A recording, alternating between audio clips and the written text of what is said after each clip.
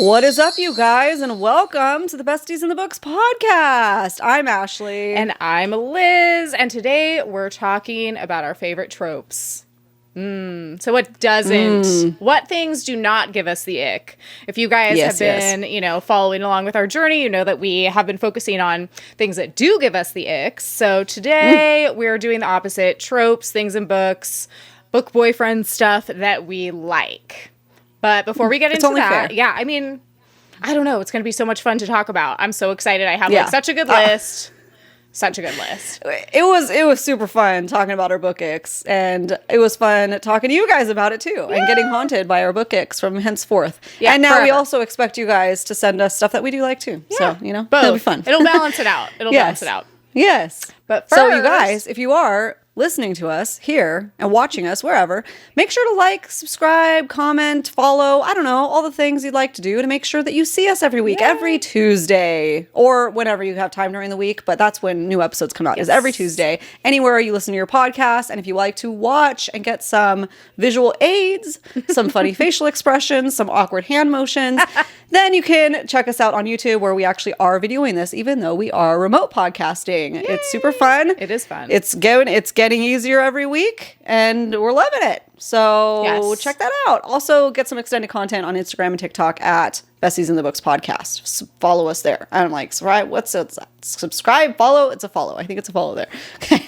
And come chat. Yeah. Oh, and come check out our Smash It Passes every weekend. They're getting really unhinged and really hilarious. I know. I'm looking at mine. I'm like, I know I wrote mine down, but this is what I love is that I write them down and then I forget. So then it's almost like a surprise to me at the end too. Yeah. So that'll be good. It's great. I got a nice long list going now, so I got to narrow down who I'm going to pick this week. So that'll be at the end. So wait till the end, you guys. Our Unhinged Smasher Passes. Yes. And what should we do now? I think we should do... We're just doing faves and fails of the week. Yeah. So just just to kind of let you guys know too, though, we're not talking about any specific books today, so no spoilers. So hang out. Oh, yeah. No spoilers. Yeah, there'll be no spoiler section because no need. If for any reason we do happen to mention a small spoiler, we'll make sure to let you know. But we're just talking about tropes today, so you should be safe. But yeah, just kick it off with the faves or fails. Do you want to start? Yeah. Sure. Okay. I got to get it off my chest. All right. My faves and fails of the week. I'm going to start with my fail because it just happened and I need to talk about it. I had a different fail plan that was like, but this one I'm like, no, I'm mad. Okay. So it has to do with a printer, obviously. That's always a fail, no matter what. How is it the year 2024 and we still have printer issues? Can we just hold on? No, not like printer issues, because I constantly have printer issues, like at work. But it's like, why is it the year 2024 and we're still expected to print stuff? Well, there's that, but I don't want to print stuff anymore. Like, don't stop making me print stuff. Like, I was printing for this, so I know, that's on me. That's different. I'm saying if you're choosing to print something cool, but it's like the other day I had to print out a form, like an actual form that I had to send in to someone, and I was like, why is this a thing still? But anyway. Why does it still have problems? Why are we 3D printing things when our printers can't get regular, just basic, not even not 2D, just print black ink? Why is that still a problem? Why can't I print something in color instead if I want when I'm out of black? Why, or vice versa? Right. How come my printer doesn't let me print in black when my color's out? I don't need color. It's just... Or it jams up, or it says there's no paper when there's paper, and it's the printer is that machine in the house that just is on vibes only. Yes. Have you seen that girl's TikTok where she acts like the printer, and it's like, can you print this for me? Can't. Vibes are off. That's and so it's true. That's rude. Dude, it's so it's true. It's a mind of its own. So basically, hold on. If you are a printer... She has a lot to say, too, about this. If you're a printer expert, reach out. I don't even know if there are any. They're just going on vibes. Is that you? They're sending them on vibes. Maybe that's the problem. Maybe the problem is that we don't have any printer experts. Dude, and mine, my Wi-Fi, I have a Wi-Fi one, obviously. I think most of us do now. And, as soon as, anytime Jeff needs it, for some reason, it likes my phone most of the time. I don't want to jinx it. But, my tools, maybe because I was the first one to set up. But if he tries to print something, oh my gosh, it doesn't connect for him. Same. You can do all the steps. And then every once in a while, it won't. It won't let you. Yeah. It's just I have never changed my internet. Why are you freaking out? Yeah. I can relate to all the things. Yeah. Mm-hmm. Yeah. Okay. But my fail actually has nothing to do with I'll give the printer its justice right now. Okay. It did the right thing. We bought ink, which is still, for the love of God, like 50 or 60 bucks. Give me a break. Expensive. It's so expensive. Why is it so expensive? I want to know how much is 3D ink printer crap, however they use that. I don't even know I don't even know what it is. It has to be so astronomically expensive. This isn't a podcast about printers, guys. Don't worry. So we bit the bullet and bought some more ink because we were out, and I just went to replace it because actually my daughter needs it for her musical that she's in, but I just got around to replacing it today. We bought it like on Thursday or Friday, and it's a Tuesday. It's a Monday. Who knows what day it is? I don't know. You're listening to this on a Tuesday. It doesn't matter. Time is just a concept, okay? It was a few days ago. That, like, we have so many collective issues with printers, though, that, like, literally this could be a printer podcast. Yeah. Like, we could just talk about all of our printer issues all day. All our printer problems. Seriously. Come on over to Printer Problems with Ashley and Liz. Yeah. And now you're saying... File your grievances with us. Yeah, send us emails. Tell us all your printer issues. No, please print it out and mail it to us. Oh, carrier pigeon. Yeah. And now we're teaching future generations that printing things is okay. It's not okay. Well, it's not okay. And it's so sad that even they, like, Office Space, that printer, scene. Yes. That was like, when was that? That was in the late 90s. Yeah. Why is this still an issue 25 years later? I don't know. That is what we need to talk about. I have two printers at work. Both of them, same thing. Only work when they feel like working. Like my husband literally told me, he's like, "Hey, can you print this form out for me?" And I was like, "We'll see what happens. That's what I said. Roll the dice." I was like, "Some days it works, some days it doesn't. I guess we'll see." It's just in this day and age, I literally have like a computer in my hand that can, I don't know, make you feel like you're in another country. You talk in other languages, but my printer can't work. Yeah. Give me a break. Someone's dropping the ball here, and it's HP and I don't know what other printer companies there are. People are like, we're 20 minutes into this episode, they're still talking about printers. We're not that. We're 10 minutes in. It's okay. It's okay. 10 minutes of printer It's fine. Okay. And in my printer's defense, so we bought the ink. I still haven't got to my point yet because we have a lot to say. And you know what? This is book related because poor TJ London, I know, with Beyond the Fallen Realm, had tons of issues with her pages printing at first. Yeah. Not like now, it's all squared away. But I remember her being on her Insta stories talking about like, it's not printing right, Yeah, dude. Just so I book people, authors, you know how Everyone. finicky printers are. And in the defense of that, printing for books has been going on for like 100 years. Literally more printing than that, presses. probably. Yeah, so give me a break, man. If we need to fix anything as a society, first things first. Printers. Maybe life would be so much easier if they actually worked. Maybe everybody's walking around. Maybe people are having a bad day. Printer related. Yeah, totally. Their printer must have got jammed. Yeah, that's their Wi-Fi literally must what have I was going to say. It doesn't connect to Wi-Fi. It's supposed to be easier to not have cords. It's so much harder. Yeah. It's so much harder. And you know what? In its defense, it didn't work good with cords either. Yeah. I know, but now it's multiple problems. Now it won't connect and it won't print and it jams and it's like, okay. Yeah. Anyways, calm down, printer. Chill out. Just print my page. It's not that hard. Okay. So I went to go replace the ink, and when I opened the box, guess what? The like foil wrapping that the ink cartridge is in was already open. Oh. So I was like, oh no. Like someone tampered with it? Someone did, because they're so pissed off that ink is still $60, so I get it. I get it. What? That they probably bought the ink. Yeah. Took their old cartridge and put it back in and glued, because then I flipped around. I happened to not open it on the other side, and I can see some glue-ness that maybe wasn't from the manufacturer. So they like carefully opened it, shoved it back in. At least try to pretend that part was closed. Wait. So because when I put the ink cartridge in, it said used or counterfeit. And like I bought that from Target in the stupid plastic thing I had to carry around the store and everything. Hear me out. This is what I think happened. Printspiracy. Conspiracy. 2024. So we're thinking like, oh, maybe it's like a person who came in, didn't want to spend the money, so they like swapped it out, reglued it and stuff. No, what if it goes up higher than that? What if this is happening at the actual like Canon HP offices where like the workers are so disgruntled because like they work at a printer place and the printers there don't even work. Yeah. And so their way of getting back at the company is they're like, we're just going to like recycle all of the old cartridges all the time. And they're putting them back in the boxes and sealing them up. And then they're going to the stores. Yeah. And they're just going to make them lose money and all the refunds they have to give. Dude. Yeah. Welcome to our printer podcast. This is just an advertisement for that. So by the way, find us at, no, I'm just kidding. Anywhere you listen to your podcast. If you haven't lost you yet, let's continue. Have you ever purchased a counterfeit ink cartridge? Let us know. It was such a bummer. Jeff is going right now to try to return it, and I sent him all the pictures because I don't want them to be like, "Oh, you did this." Crazy. I'm like, dude, it's freaking $50. I hope I get it back. Yeah. So it's not a fail on my part. It's like you said, it might go up to the printers. It's just a fail of printers in general. Yeah.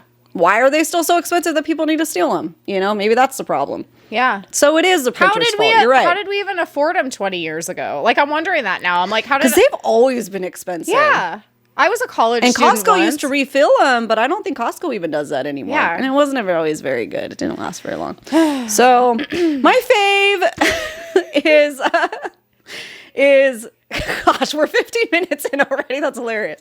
Okay, if we haven't lost you yet, we'll continue. My fave of the week was we went to Beetlejuice the musical. So cool. Me and my husband. So if you didn't know, Beetlejuice is a musical now, and they started I think on Broadway in New York right before the big COVID situation. So they had to like shut down and on and off, but is critically acclaimed, winning awards. And this is the first time they're traveling. Awesome. So I think they started in Pantages in LA in the fall and bopping around, and they made it back way around to me, and we got tickets, and I was so excited, and I dressed all up kind of Beetlejuice's inspiration, but not as Beetlejuice, just fun.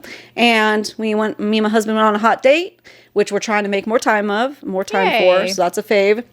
And it was hilarious. It was good. A lot of crowd interaction, which is always fun. Really talented singers, really amazing singers. Not like a ton of dancing, like multi-act, like a little bit here and there, and there's some cool moves and stuff, but it's very much the story and the singing, that kind of Broadway show. And hilarious and dark humor. Perfect. It's a lot about death, obviously, because it's Beetlejuice. It's a different story. It's like inspiration from the story. So, okay, so I think go into it knowing that, and you'll love it. It's good. So it's not going to be like an exact... I'm just attacking my mic. I'm trying to drink water. I feel dehydrated. I was just going to say, what would you rate it, like, out of the 5-star system? Ooh, so that's always hard. Me and my husband were talking about this. We always got to, like, kind of marinate on new musicals. Yep. And it's hard. It's not, like, compelling. You know what I mean? I mean, some people might be compelled by it in some way because it's like, about death. But so it's hard to rate it because the singers are amazing. The girl that plays Lydia can hold a freaking tune, and she's tiny, and it's just amazing. Awesome. And Beetlejuice was hilarious.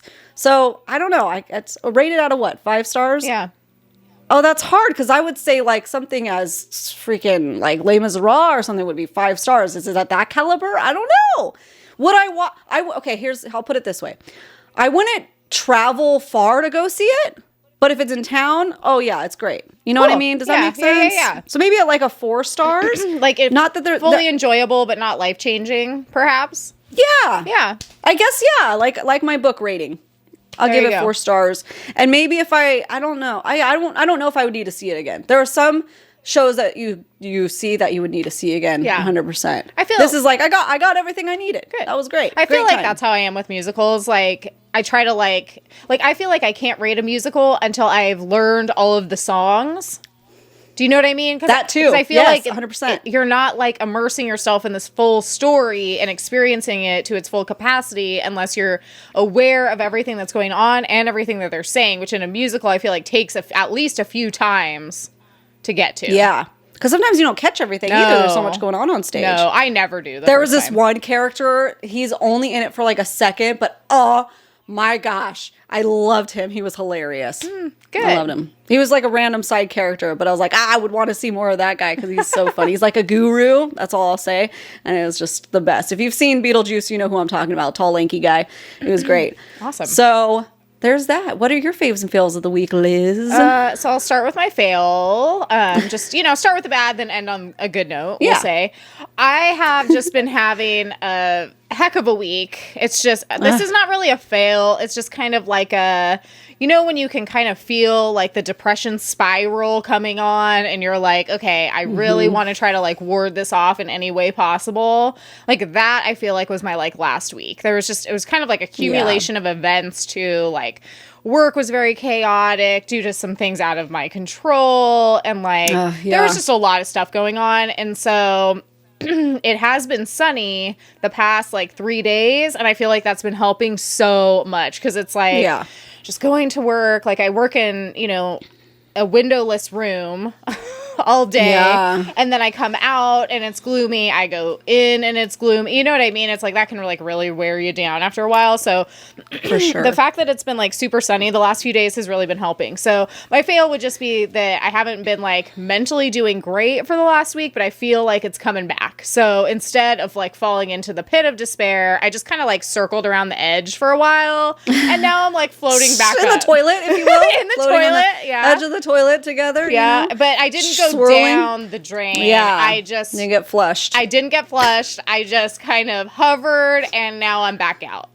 So that's good. Yeah, that's good. Yeah. I think recognizing it probably helps too. Yeah. Recognizing the signs of starting that out. And then the sun, did you go outside? Did you feel like it really helped? Yeah. I mean, even if it's just like a little bit, like I know like on Friday, I got home and I just like opened the garage door while I worked out. And then between sets, I just like went and stood in the sun. Like even just that helps. Wow. You know what I mean? Yeah. So just like little things like that. And then I had gone, to like a sale at the library with Rescinda, and then we walked around like another little town by where I live called Ferndale because there was kind of like this goth market kind of thing going on. So we like walked around a little bit. Yeah, that was fun too. So, just trying to like spend time with people. This really helps because then I can focus on, doing something positive.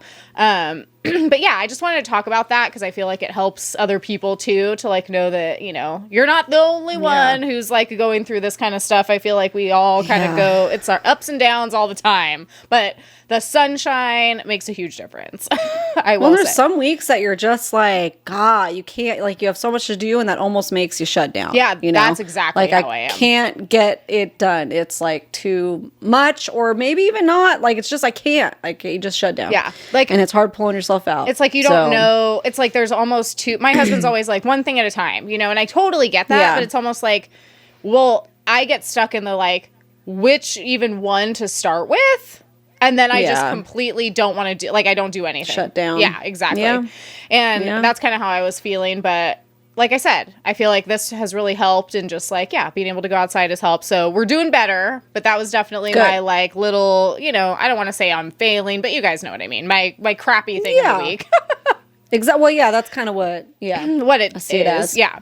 But that kind of led to my fave of the week. So I had a lot of good things happen this week. I had a girls' night on Saturday night, like I just said. We went to that goth market. That was really cool. But this one I picked because I feel like I wanted to share it with people in the hopes that hopefully you go do this too. So I'm feeling like in my feelings this week, right? Like extra. Yeah. And so I have been like, what did I do? Oh, I put on like just random music at work because I was like, I don't want to pick something. Like, I just want like Apple Music to like choose something for me. And so there was like a 90s alternative station or something that popped up and I was like, great. And I just like hit it, put it on, don't have to think about it anymore. And a lot of good stuff like was actually coming on. And I was like, cool. So it was kind of reminding me of some things I used to listen to. And so obviously like, everyone loves Alanis Morissette's album, Jagged Little Pill, right? Like, we all love it. It's nostalgic, whatever. Okay. I challenge you to actually go listen to the full album in its entirety now. That album is good. Like, and that is my fave of the week because it's like, I feel like we all, remember like, the hits off of that album and like, you can sing along and we all like, quote unquote, remember it. but it's like, you know, when was the last time you like actually like listened to a full album from like start to finish with the perspective that you like now have? Because I feel like the first time I listened to that album, I was probably like, I don't even know, like 10.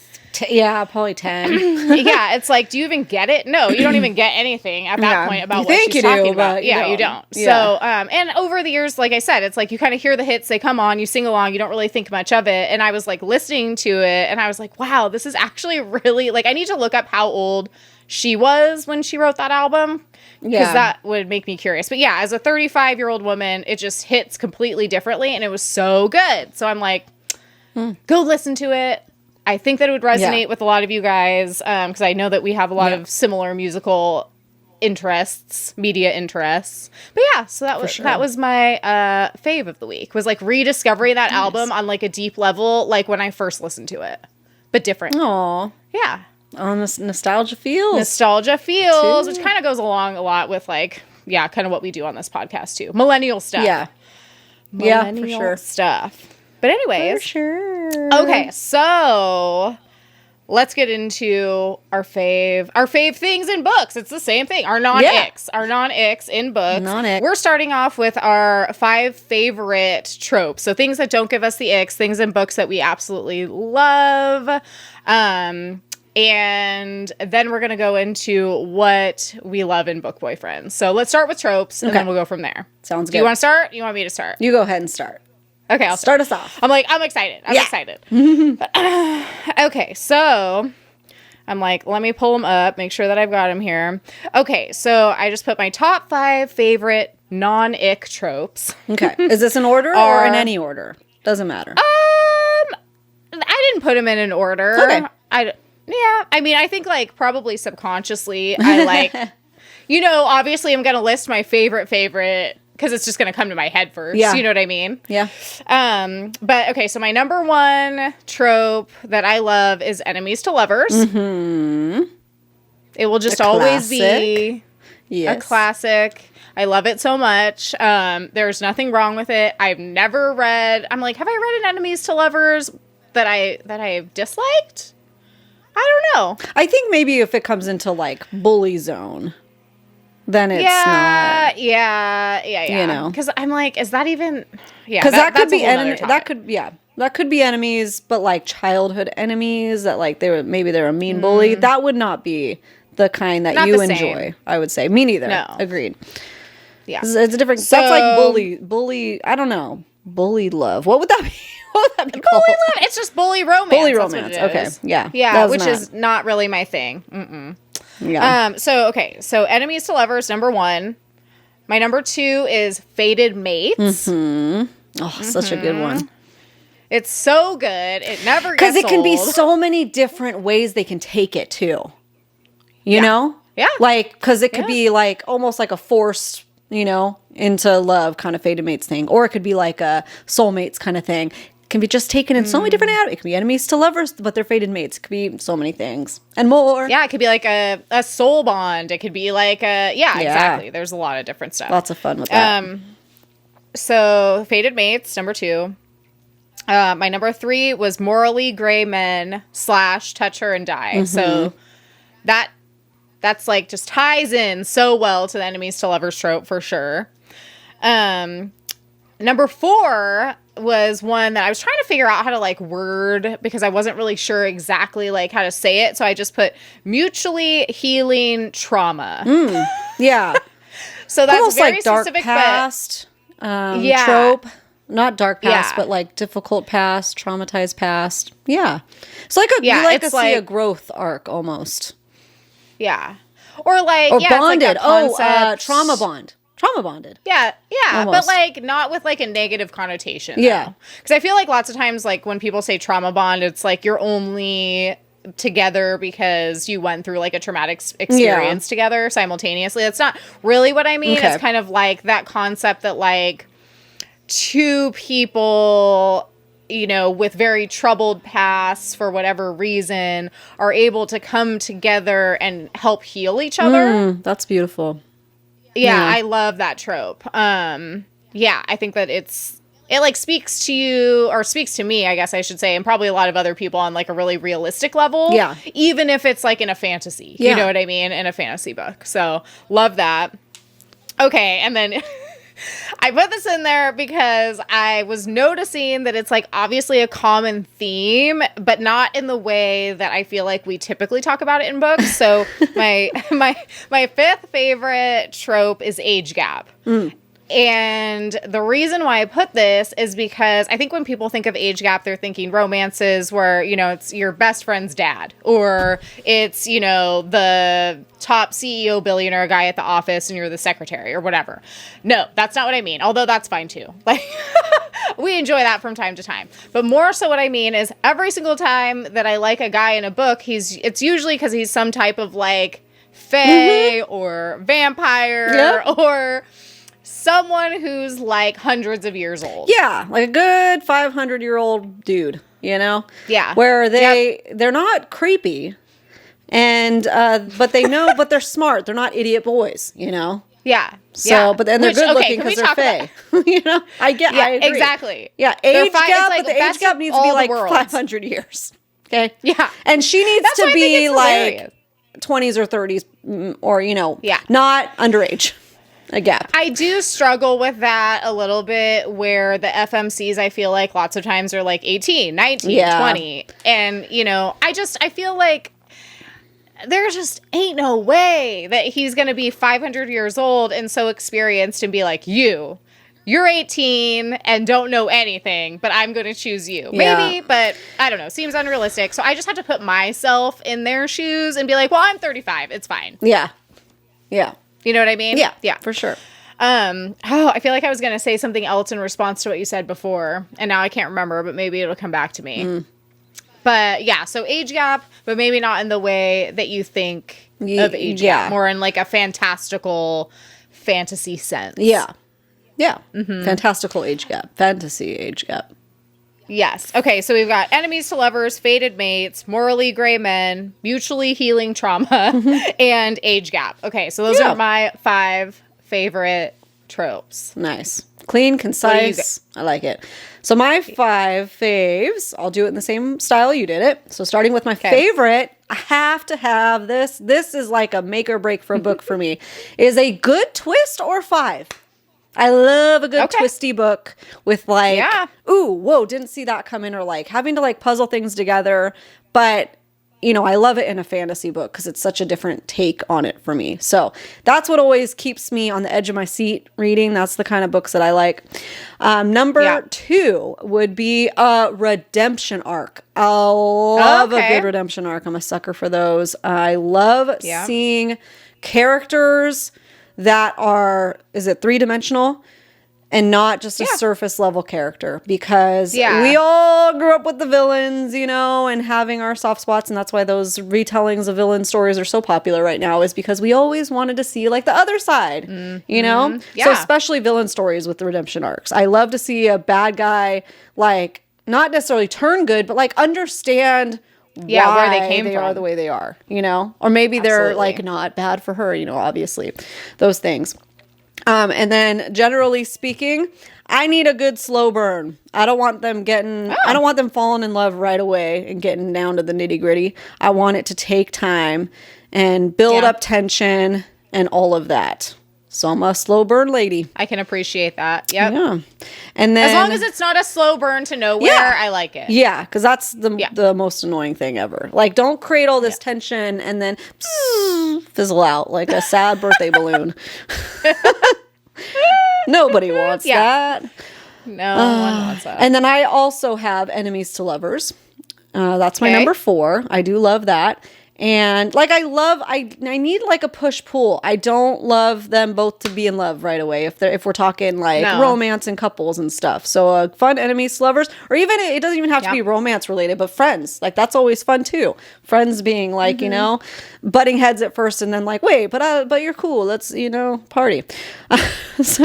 And I don't love that as much, but yeah. And then also the enemies to lovers being not bullies, like we talked about for yours too. Can't stand a bully. So I don't like that. Yeah. Like you can only go so far as enemy zone. Enemies to lovers to me is more like, you know, they think each other's stupid, and maybe they're in different battles or whatever, fighting for different sides. Like opposing sides of some greater, like, what's the word I'm looking for? Like, they have a belief system that perhaps puts them on polar opposite sides of, like, a war or, you know, something a little bit more high stakes. Not just like, I'm mean to you because I'm a jerk. Yeah, exactly. Yeah. And then this kind of snowballs into something else. If they're enemies to lovers and if he falls first, that I'm into. Okay. Oh, he falls first. Cute. Yeah. Okay. Then my number 5 is actually about our FMC, our female main characters. Okay. They need to be smart, cunning, and ruthless. Bonus if she's over the age of 22. Bonus. Extra points. Extra points because we love some representation that are above, 18.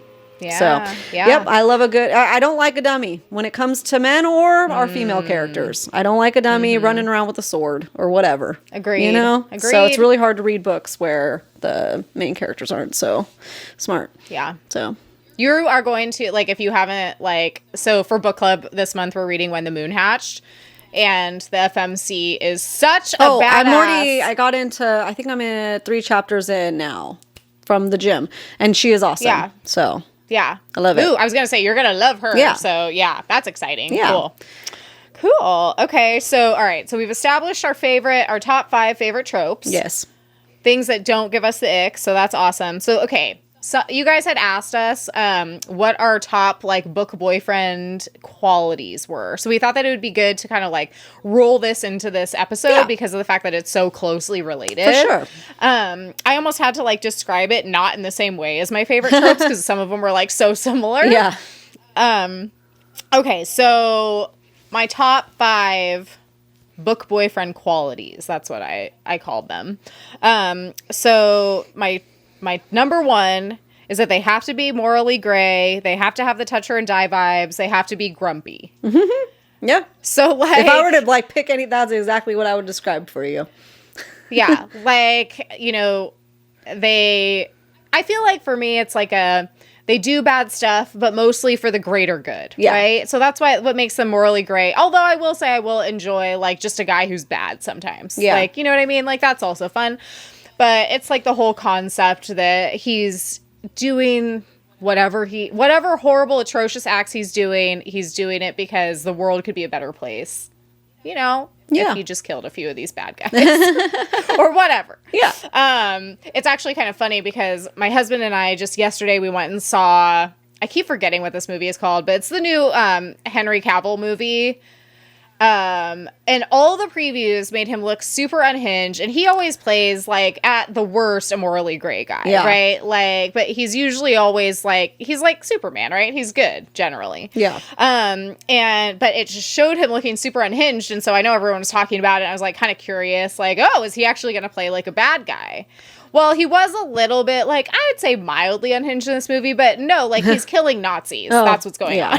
Yeah. And so I was like, oh, okay, so it's still the exact same trope that he always plays, where he's just, like, the white knight, essentially, you know what I mean? So I was kind of a little bit looking forward to him playing a bad guy, but I was like, all right, I'll let it slide, because you're doing the right thing. Yeah.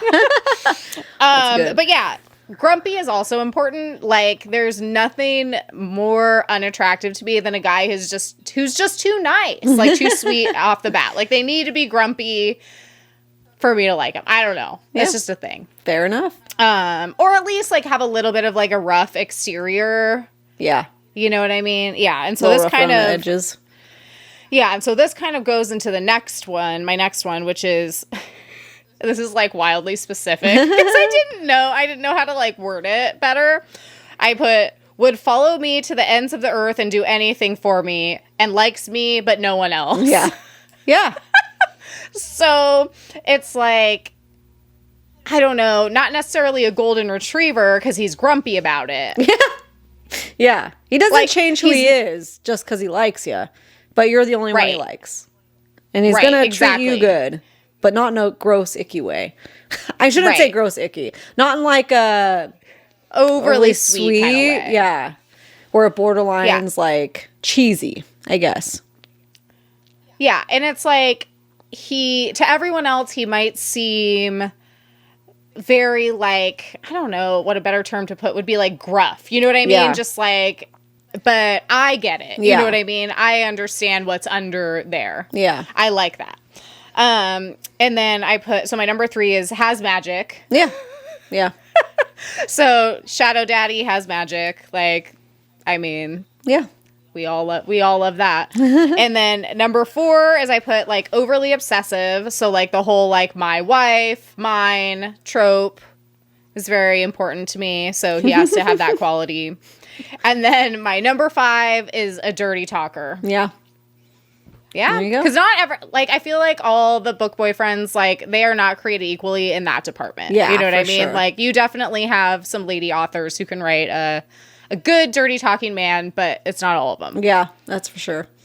Yeah. So, okay. So those are my top 5 book boyfriend qualities. What about you? What do you have? I know this was going to be probably a little bit harder for you. It was tricky. Yeah. It's a tricky one. But I dove deep within myself and I was like, what do I like? I dove deep within myself. Because you guys, I'm not like the big book boyfriend type of lady. I don't really care that much. But I was like, okay, you told me to like put a list together of like book boyfriend examples, which we'll get to in a second. And like, I got 2. I know. I'm excited for that. I got 2 too. and I got some honorary possiblies, but they're not 100%. So, I had to, so I basically went off of why do I like these guys? And then I put my list together. Yeah. Yeah. Work backwards from the source. Exactly.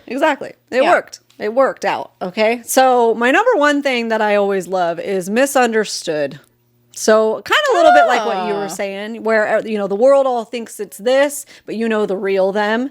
So that's a big thing. And then with being misunderstood, you have a safe place with them, but probably seen as rough, ruthless to others. So yeah. Yep. Misunderstood in like the tall, dark. And then that's my next one. Tall, dark, and maybe unconventionally handsome. See, that's funny. I was thinking about this because all of mine were personality. Yeah. And I didn't include any physical attributes. Yeah. This is my only one. Just like dark. Yeah. Just dark, like, dark hair, maybe, dark eyes. Yeah. I mean, they could have No, light they could have light. I mean, I'm thinking Faye here, so. If they're tall. Yeah, they got to be tall. Because come on. If they're tall, I feel like everything else we can kind of like we can work fudge. You know what I mean? We can work with it. Yeah. Yeah. So that's something, Okay. And then totally. Not a dummy. Calculating in a good way. So 5 steps ahead. Good at solving riddles. Good at solving riddles. No. I love that. No rash decision making. Okay. See, I don't need a book boyfriend to be cunning because Cassian's one of my favorites. So it's like, but he's not mine. So yeah. there you go. I'm just saying, like, I don't need a guy who's 5 steps ahead necessarily. But if he didn't figure it out with his brain, then he needs to be able to fix it with his brawn. Do you know what I mean? Like, there has to be something there. Yeah. Like, if he's like, I couldn't, like that. Yeah, he's like, if I couldn't solve, you're like, if he can't solve the riddle, he's a dummy. I'm like, well, I'm willing to overlook the fact that he couldn't solve the riddle as long as he could beat the guy up who pops out of the cave for not solving the riddle. Do you know what I mean? Yeah. I guess I want both. Why not? Yeah, that's true. Aim high. Aim high. Why not? We're talking in a magical world here. So yeah, my favorite things. That would be great. Not to be a dummy. Going around making rash decisions. It's why I don't like. Oh, that's what I was gonna say. Yeah, I don't like ruining. Yeah. Okay, so that's what I was gonna say. Is just in case. Okay, so you guys know that we talk about idiot boys making rash decisions. This is an acronym that we've come up with and coined here on our podcast. Yes. And for some reason, when I try to write idiot boys making rash decisions on our Instagram stories, Instagram like tells me that if I post it, there's a high probability it's going to get flagged and taken down. So just so you know, if I ever just write the letters out, that is why. Because I literally cannot write it out. I saw that the other day when you posted. I'm like, what is that story? That's it. You're going to get Apparently flagged for bullying, Liz. There's a group of idiot boys making rash decisions out there that don't want to be called out, and you're bullying them. That's exactly right. Such a weird thing. Like, I'm trying to think, what idiot boys? Like, how is that so bad? Like, worst things we could say here. I mean, yeah. Jeez, yeah. Instagram. Censorship. Yeah. Stop banning our books. Just in case you guys are wondering what's happening with that. That's what's happening with that. So, but we're going to keep it. We persevere. Yeah. It's an acronym. We're still going to use it. Need be. Maybe what we could do, honestly, for sometimes we don't want to make an acronym, screenshot what you're going to post and then put it in instead of typing it in. Like on a put story. it in like a photo. Yeah, not screenshot it, but like save the photo, whatever, for the story. Yeah. That way you guys, but we'll do both. You just get used to the acronym. What is the acronym? IBM. It's not an ad for IBM. D. IBM. What? RD. Oh, that flows right off the tongue. Yeah. IBMRD. Oh, it will with time. Yeah, it'll catch on. IBMRD. Okay. Yeah. There we go, you guys. We're going to drill that into you until you know. Okay. So a couple more things. Supportive, in a non-cringy way, but like supportive. Like, hey, you going to go slay that dragon? Okay, I'm not going to stop you. I'm going to help you train. I'm going to support you in that way. But I'm not going to lock you up in my manor. Specifically in my giant castle. Yeah. Playful banter is a huge one. Yeah. So I love that. Yeah. So that's my good. list. Pretty simple. Cool. Pretty simple gal, but there's not that many that fit the bill. So yeah. I'm way too specific and picky, but let's hear your list. I want to hear your list of your favorite book boyfriend examples that fit your list. So I did my top 5. Cool. Okay, so you guys already know my number 1 is Hunt. Yeah. And I feel like, he fits basically almost all of my things, if not all of them. I'd say that, I'm like looking at my list right now. I'm like, is there anything that he doesn't? I mean, I guess technically he's not a shadow daddy, but he has powers. Yeah. He's got lightning. That's fine. Yeah. Yeah. He's got lightning and wings. That's fine. I feel like, he's definitely obsessive, morally gray. He's got the toucher and die vibes. He's not super grumpy, but he's grumpy enough. Yeah. Yeah. So I feel like he definitely fits. He's number 1 for sure. Things got a little weird in Crescent City 3, but I'm willing to overlook it. We'll see how it goes. Yeah. And hopefully book 4. Yeah. Okay. So he's my number 1. My number 2 is Rowan. Mm-hmm. That's a good one. Yeah. Rowan, I feel like, the only thing that doesn't track with Rowan is that he's definitely not a dirty talker at all. No, he fits all. I mean, you want a grumpy MMC, but Rowan this was a young adult series, so there's not really time for that. We don't really see much of that side.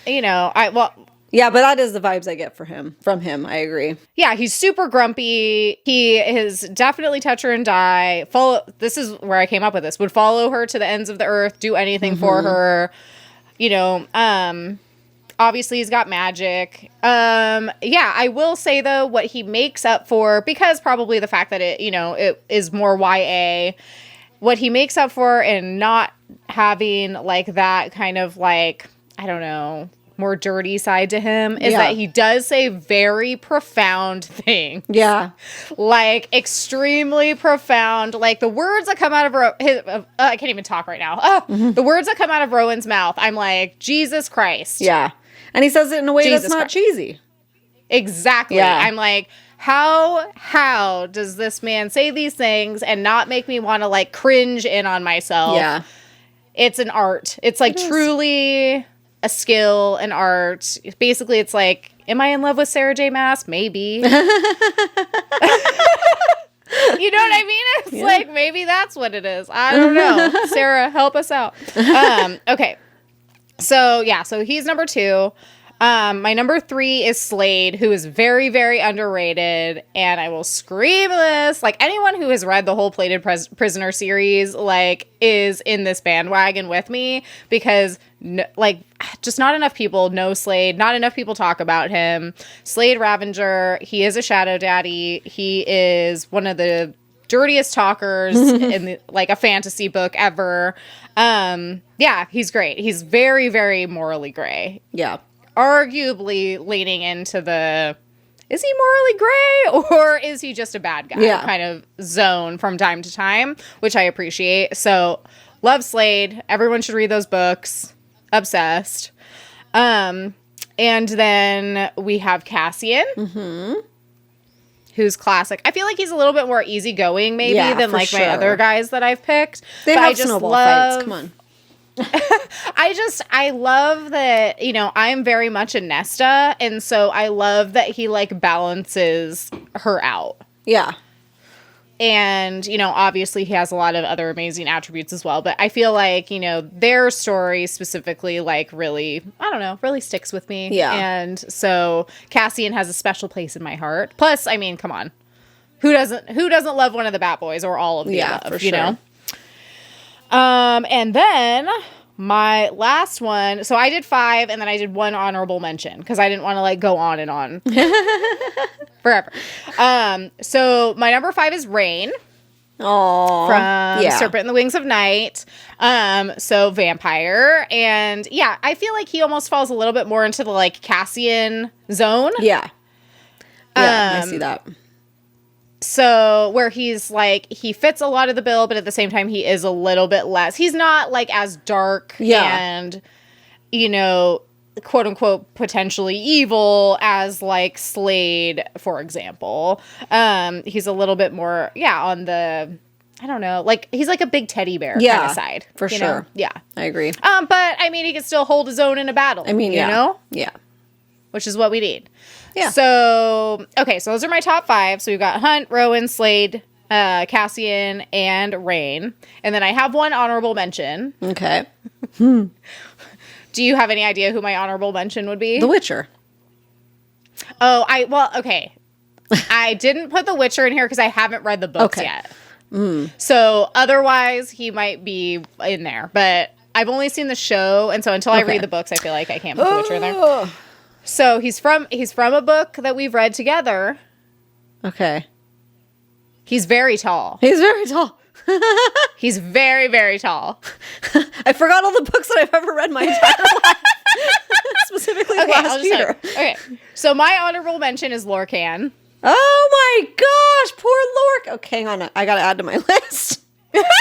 Yes. Poor Lorcan. Yes. I love Lorcan. I love Lorcan. Okay, I added him. I feel like the only reason, how did I forget it? It's because he's not a main character. That's why. Exactly. Yeah. And this is what I'm going to say. The only reason that I didn't include Lorcan in my top 5 is because we just don't know. What did Lorcan do? We don't know what he did. We don't know what he did. That could change one way or another. We don't know enough about Lorcan. Like, if there was like a spin-off series and then Lorcan was the main character, I'm sure that he would get probably put up there in my top. But yeah, I mean, Lorcan's he's just dreamy. Yeah, he doesn't love come on, give us a novella at the very least. Least you could do. Yeah, Miss something, Mass. please. Come on, I know. What did Lorcan do, dude? We need to know. Spoiler for Throne of Glass, kind of, but as a funny way. When I got to that part, dude, the way I thought that you and Rescinda, I think, no, it was Rescinda, somebody was telling me, like, let us know when you get to what Lorcan did. And I thought it had something to do with battle, something that he, like, did to make sure they won at something. You guys. Nope. Yep, that's it's hilarious. But it's hilarious. Is it what he did? Is it what he did, or is it what he may have done? But we don't know because we don't know what Lorcan did. We don't know. But whatever it was good. Got an A+. She continued on. Yeah. So, you know? Yeah, that's true. So funny. Fade to Black or whatever it's called. I know. Yeah, so funny. Closed door. So funny. To like finally be on the other side of that joke is like hilarious. Like, oh, it's not this big profound moment. It's so funny. It's all you thirsty girls. Thirsty people, I should say. Thirsty peeps out there. We just need to know. He's like, I mean... Yeah, whatever. Come on, I could go off on a whole tangent about that, and just about like the physical logistics between he and Alid. You know, it's like we need to know more. Beautiful, a beautiful beautiful love story. Yes, indeed. So yes, that's my honorable mention. Lorcan. Good. Forever. All right. Forever and goodbye. Just kidding. Forever and goodbye. Good night. But there is fanfic I need to read. Funny. Okay. So. Well, anybody can do that. You just close your eyes and think about what could have gone down. I mean, how we spend every evening. Geez. Okay. So my book boyfriend list is rather short, but I just added to it, as you guys saw, so that's great. My first two... I'm honestly curious. Because you could probably... You know my first two, obviously. Yeah, I do. Recent... My first and only. Love him. And Vale. There's so many different ways you could say his name, but Vale. Okay, first of all, Reason is from A Court of Thorns and Roses series, obviously. If you don't know Reason, you better pick up that book series and start reading it, please. He's like almost everything that I described in my favorite book boyfriend things. He's the blueprint, if you will, you know? And then... It's almost a tie between him and Vale from Six Scorched Roses, which is the novella to what is the Crowns of Nyaxia. The Crowns of Nyaxia. The first book is The Serpent and Wings of Night, and then he is in Ashes and the Starcursed King. I'm only 50% way through that one, and he's like a side character, you know. But Val is his book with his lady, and I just love him so much. He's great. He was a really good character. I enjoyed him too. Dark, misunderstood, villainous, almost, depending on what side you're on.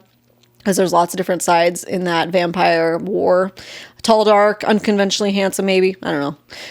Maybe unconventionally, probably conventionally. Whatever. I was going to say, I think that he was just he was a good looking guy. Dummy. Not a dummy. He's not a dummy. I was like, wow, I thought he was really smart. He's super smart, calculating. He helps her freaking find out formulas to antidote. And he's supportive of that, obviously. He helps the lady. Playful banter, for sure. So I love all that. How's that age? I do like a good age gap, too, being about 500 years. So that's one for me, more or less. I just love how casual that is. I love a good age gap of 500 years. You know? Yeah, give or take. Okay, and then so my few honorable mentions. Listen. So what we all picture anytime a new book boyfriend is introduced in even a slight similar form is The Witcher. He's the physical blueprint. Even though I haven't read the series yet either. He would probably fit the bill. How is this possible? Okay. I was just thinking about this when I was reading When the Moon Hatched. Yeah. They're describing the guy, which I don't know because I haven't gotten that far, so I have no idea if he's going to be the main love interest. But you kind of get that vibe, you know. But they describe him as super tall. He's tall, dark, and handsome. Dark eyes, or I think he had more like maybe dark eyes with like a tinge of red, maybe, and then like dark hair. Yeah, you know, and whatever. And I'm still picturing The Witcher. I'm like, this doesn't even make logical sense. Yeah, exactly. It's literally just he's the blueprint. But I'm not even picturing with different wig. I'm literally just picturing The Witcher. I'm like, they just told me he has dark hair. Yeah. And I'm picturing silver hair. I'm like, whatever. You just got to go with it. Yeah. It's an uncanny ability. It is what it is. Wow. Yeah. He has the weight of the world on his shoulders and everything at his fingertips. I don't know. Yeah. I mean, good for him. Good for him. All right. I know. Okay, so then my other two honorable mentions. Okay, I won't even say they're honorable mentions. They're so close, but they just missed the mark for me, and I'll tell you why. Okay. Rain. You would think I'd be all about him, even Cassian, because they're so close. But they do border golden retriever for me, like a little bit. So, yeah, they do. They totally do. I do love Rain, but just not as a book boyfriend, as like a supportive friend. Like keep going at your girl. Yeah. You know, go get her. But he would probably ick me out. So I think so I don't want to give anything away. Yeah, don't give anything away because I still have 50% left, so things can change. But as of what I've read up to right now, I mean the guy can cook though, so that definitely is nice. It'd be nice to have a night off, you know. Okay, the other one, it's because we don't know enough, but he had such potential, and that's Cormac. Yeah. From Crescent City. He had such potential because we found out, slight spoiler, like, you know, things are being interworked and he's at play. So I think that would be a good example of someone that maybe has potential but doesn't have enough airtime.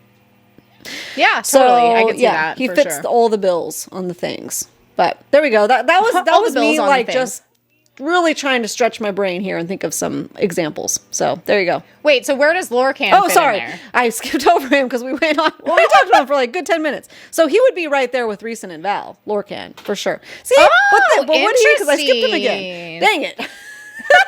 He's not ingrained in my brain yet. I feel like that's interesting because for you, I feel like Rhysand and Vale are both like very, like they're equally smart as they are cunning and strong. And strategic. Right? It's like, and strategic. It's like, whereas Lorcan is very, like, I feel like he's the perfect example of someone who solves a lot of problems with brute force. Yes, but he's like, showed us deep down he has like a heart that is like, that's kind of like what you described, where it's like only for you, like only for a lead. Yeah, I eat that up, nom nom nom nom nom, you know, every day, and my bowl of cereal. Like, he's only shows her that soft side. Everybody else, what a jerk, you know. I love that in a book. I'm excited someday, I don't know when this will come up, to reread, because I feel like it's crazy remembering who Lorcan is in the beginning of those books before you know I don't know. I loved him from the beginning. I did. I knew. I just knew. I felt neutral about him. Like, I pick him over I was just Rowan like, who's this any guy? day. But I do like Rowan. But like, Interesting. but I prefer Lorcan. I don't know why. I mean, I feel like Throne of Glass just has, it's just a smorgasbord. It's a platter of options. Pick your book boyfriend. There you go. Well, because then I was thinking too, I was like, okay, so I gave an honorable mention to, it's a buffet. Book boyfriend buffet. Yeah, it's like, I mean, there's the whole cater. Like, there's someone for everyone, you know? For sure.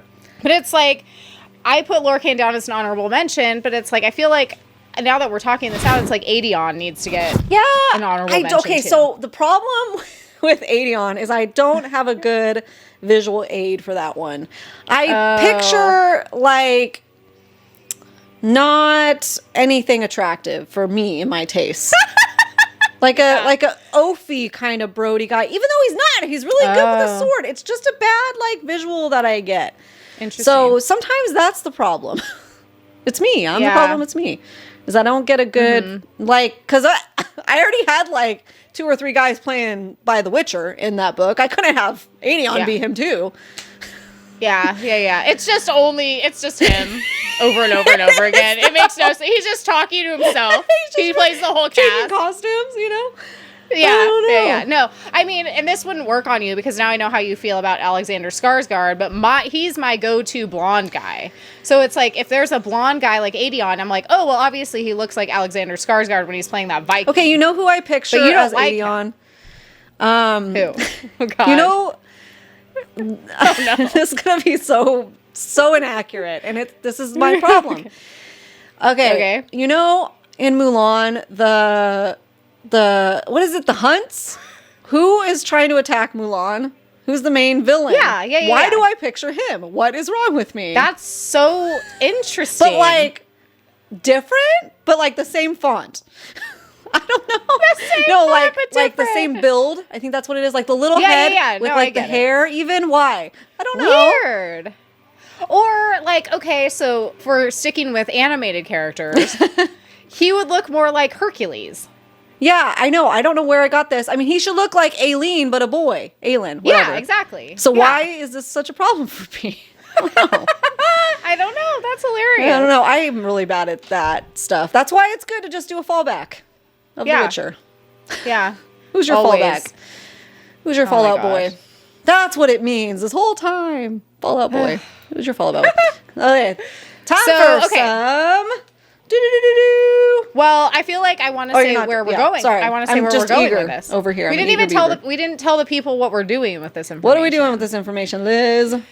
So, just as we did with the book Ix, we are going to take all of this information that we've gleaned here today, and we're going to find a book for each other to read that we think each other will really love. Yeah. And see what happens. And so, as you know, if you know, have been following along, sometimes the books that we thought we'd be icked out by, we weren't. Yeah. And so it could go the opposite direction. I also think that it's important to note, because we do read, obviously, a lot of books with these tropes and in these categories, that we need to pick something that neither of us has read. Yeah, that's going to be tricky. Way, it's brand new information. It can't be like a sequel in a series we've already started. Like, it needs to be fresh and new, and just go into it thinking that the other person will love it and see what happens. Yeah. Yeah. Well, that's a tall pill to swallow, or whatever they say. It's horse pill size, if you will. Horse size pill. I think it'll be great. I think it'll be really fun. And, you know, as we did on the other, with our other book icks, so these would be our non-icks, we'll definitely, you know, be posting more information on our Instagrams. That way you guys can follow along. And then once we do choose the books, we'll make Fable groups for them too, so that you guys can read along, and it'll be super fun. Yeah.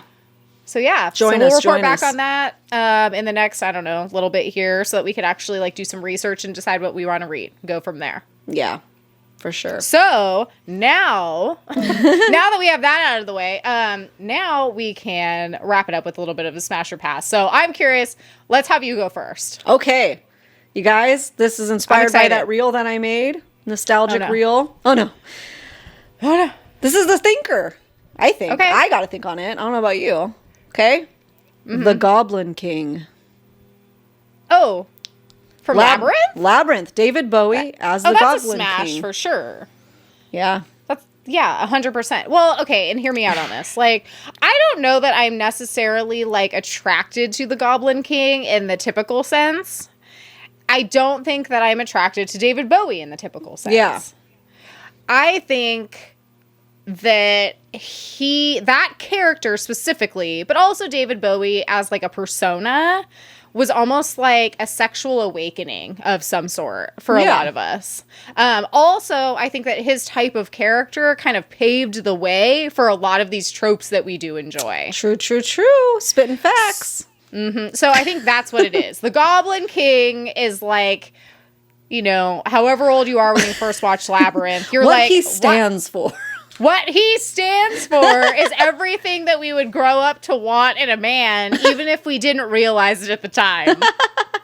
You know what I mean? You know what I mean? Yeah. He's got powers. He's definitely, you know, like, has a bad side. Like, yeah, there's just... It's all the thing. So, like I said, even though it might not be, like, a physical attraction thing, it goes deeper than that. Yeah. Because physically, it's a no.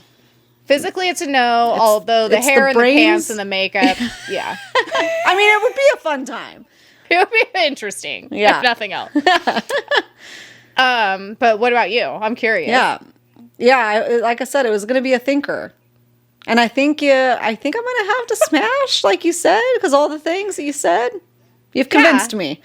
Yeah. Because it's all the representation. It's everything we stand for. Exactly. It's in dark and mystery. I can live in a fantasy world. All right. Right. I know. I'm like thinking about it now. But it's also a really weird movie, which we'll have to talk about in another time. It is a really weird movie. I know. I mean, it's one of my favorite movies for sure. I grew up on that. It's a classic. Shout out to my babysitter when I was a kid. I will never forget it. She was like, "You've never seen Labyrinth?" She like ordered me and my sister pizza. Like we had pizza and we watched Labyrinth, and it was like life-changing. My husband had never seen it, and so they were playing it at the local theater like, I don't know, less than a year ago, and so I took him there to see it for the first time, and he literally was like, what was that? What is that? So, yeah, I mean, I think it's different if you watch it, obviously, as a kid. Yeah. Versus if you were to watch it for the first time. With. That or you have to love, like, the Muppets, like Jim Henson's, like, weirdness. Yeah. Like, you have to like that at least in order to appreciate it, you know? All the Dark Crystals and all that. Muppet Treasure Island, I watched way too many times. I'll repeat. Okay, so you have options. I like the ones with options because I feel like it says a lot about everyone's personality if there's options. Can we just hang on? Our last, I don't know what week we're posting this, but in one of the previous episodes in the weeks on Saturdays when we do the Smash or Pass to you guys, where you can vote on our Instagram stories, we were very pleasantly surprised to see more people would smash the animated Genie versus the live action Will Smith Genie. And that just cracked me up. See, this is why we love doing this. Because, like I said, it says people, a lot. Man. It says a lot about everyone, and I love it. It's our safe space, It is. No really. judgments, but No it's super fun. No. So funny. So, okay. So, here's Smash or Pass, the Joker. But in any, you can choose. The Joker, Joaquin Phoenix, smash. Done. It's because it's Joaquin Phoenix. He's my number one. I kind of had a feeling you would say that, but I needed to know. I needed to have it confirmed. Because Pass. I have a list because Joker's I love the Joker. I know. That's why I was curious. So, in my soapbox, no. Surprisingly, Jared Leto is the Joker? No. Because that's just weird because everybody loves Jared Leto. Yeah. But as the Joker, he was too creepy. You know? And he was only in it for a second. And then, Heath Ledger. Ooh. But I love Joaquin Phoenix, but he is really creepy looking, scrawny and all weird in that one. But it's freaking Joaquin Phoenix, so okay. I'd feed him a few hamburgers first, and then smash. You're I gotta fatten you up, and then I do. Yeah. But golly, Heath Ledger, man. Oh, see, I would pick Heath Ledger. Yeah, for sure. Joker. Yeah. Joaquin Phoenix is a certain type of taste. Has a lot to do with my book boyfriend styles too. Yeah. There you go. All right. Well, now you heard it first. Here. You heard it here first. Now you know. Now I know. Okay. So, thank you so much for being here. That about wraps it up today. What a wild ride today was. Really, when you think about it. Thanks for spending the last hour or so of your life with us. Yeah. We talked, we sent in our grievances about our printers and ink cartridges, took some wild rides, found out our book likes and book boyfriends and the Goblin King and what all he stands for. Yeah, he stands for a lot. If you don't remember, go watch it and then get back to us about it. Okay, the quote. Okay, so I just said the quote off camera to Liz. And this is the epitome of where a lot of our book loves for different things men say, book boyfriends, whatever. Yes. Is that the Goblin King says, I turned the world upside down and I did it all for you. Hello? That Round of applause for sears. the Goblin King. It sears into the brain. Right? On a subconscious level. Yeah. It changes your brain chemistry. It really does.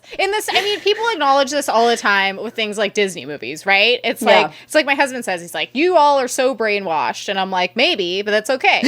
That's right. But it's it's got to be the same with something like Labyrinth. You know what I mean? It's we've got Prince Eric floating around over here, and then we've got the Goblin King floating around over here. And then they merge. This is the thing. And then they merge into one perfect, morally gray man who's not as good as Prince Eric, but is not as evil as the Goblin King, and is just kind of somewhere in the middle. Yeah.